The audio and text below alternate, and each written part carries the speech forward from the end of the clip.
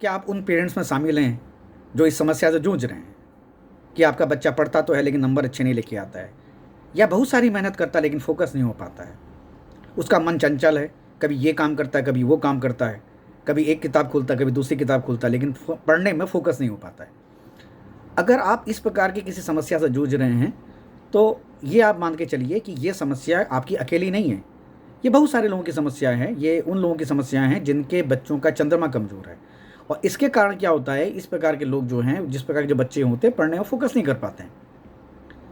और इस समस्या का निदान बहुत आसान है।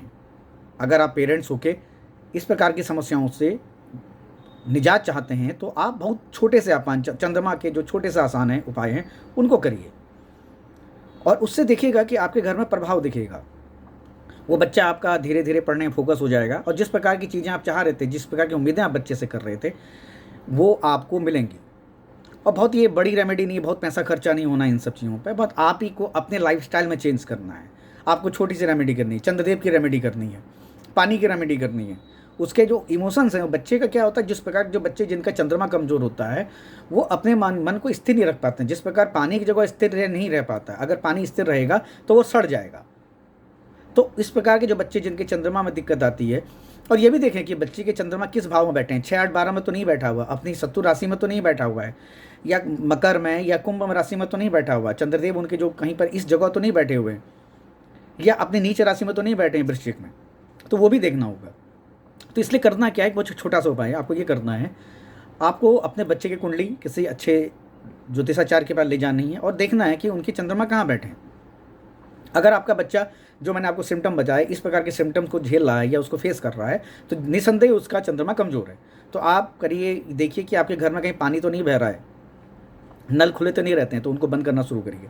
दूसरा क्या है कि जब भी पूर्णमासी आती है तो आप उस बच्चे को छत में लेके जाइए, बालकनी में लेके जाइए, कम से कम आधा घंटा चंद्रदेव के दर्शन कराइए। भगवान शिव को दूध से उनका अभिषेक करवाइए, उस बच्चे को लेके भी जाइए और उसके हाथों से भी कराइए। बच्चा अगर 15 साल से छोटा है तो माता पिता कर सकते हैं, अगर 15 साल से बड़ा हो चुका है तो ये उस बच्चे के जरिए करवाइए, इससे उसको एनर्जी भी मिलेगी। इसके अलावा आप जल जो है उसको बर्बाद ना होने दें कहीं पर भी। कोशिश करें कि जल आपके घर में बर्बाद ना जाए। बच्चे से बोले घर से बाहर निकले, माता की सेवा करके, माता के पैर छू के घर से बाहर निकले।